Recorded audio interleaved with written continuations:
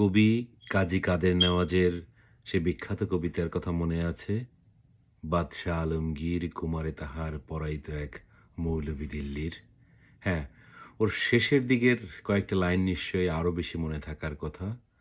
আজ হতে চির উন্নত হলো শিক্ষাগুরুর শির, সত্যিই তুমি মহান উদার বাদশাহ আলমগীর। আমাদের প্রত্যেকের জীবনেই কোনো না কোনো শিক্ষকের একটি ছোঁয়া আছে, কোনো না কোনো শিক্ষকের একটি আশীর্বাদ আছে, কোনো না কোনো শিক্ষকের পরম সহিষ্ণু ভালোবাসা এবং দিক নির্দেশনা আছে। আমি বিশ্বাস করি আমার জীবনে অনেক শিক্ষক রয়েছেন। নিশ্চয়ই আপনারা যারা দেখছেন, আপনাদের জীবনেও অনেক শিক্ষক রয়েছেন। যে সকল শিক্ষকরা সত্যিকার অর্থে আপনাদের, আমাদের সবার জীবনকে পাল্টে দিয়েছেন।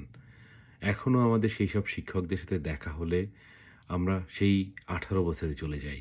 আমরা সেই শিশু হয়ে যাই। আমরা তাদের কাছে মাথা নত করে দেই। কিন্তু বর্তমান সময়ের প্রেক্ষাপটে আমরা যদি দেখি, শিক্ষকের মর্যাদা বিশ্ববিদ্যালয় থেকে শুরু করে বিদ্যালয়, মহাবিদ্যালয় সর্বত্র ক্ষেত্রেই আমরা দেখতেছি যে শিক্ষকের অমর্যাদা হচ্ছে। এখন অনেকে বলবেন যে শিক্ষকরা নিশ্চয়ই লাল, নীল, বেগুনি, সাদা বিভিন্ন দলে বিভক্ত হয়ে রাজনীতি করেছেন, সরকারের তোষামোদী করেছেন। তেমনিভাবে আপনারাও চিন্তা করে দেখেন, আমাদের সময়ে আমরা কতজন শিক্ষার্থী রাজনীতির সাথে জড়িত ছিলাম, ছাত্র রাজনীতির সাথে জড়িত ছিলাম? আমরা তো করিনি। তাই আপনারা যেমন এখন বিভিন্ন দলের লেজুর ভিত্তি করে রাজনীতি করেন, তো আপনাদের শিক্ষক তো রাজনীতি করবেই।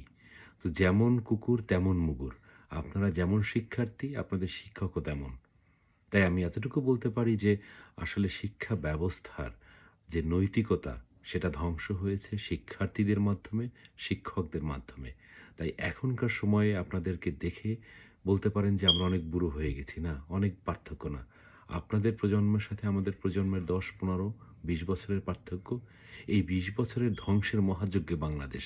এই ২০ বছরে আপনাদের নৈতিকতার একদম নিম্ন পর্যায়ে চলে এসেছেন। যেখানে আমরা যদি আজকে ৫০ বছর পরেও শিক্ষককে দেখি, আমাদের মাথা নত হবে তাদের কাছে। আর আপনারা শিক্ষক দেখলে হাত উপরে উঠবে, পায়ে লাথি মারবেন, গলা চেপে ধরবেন, তাদের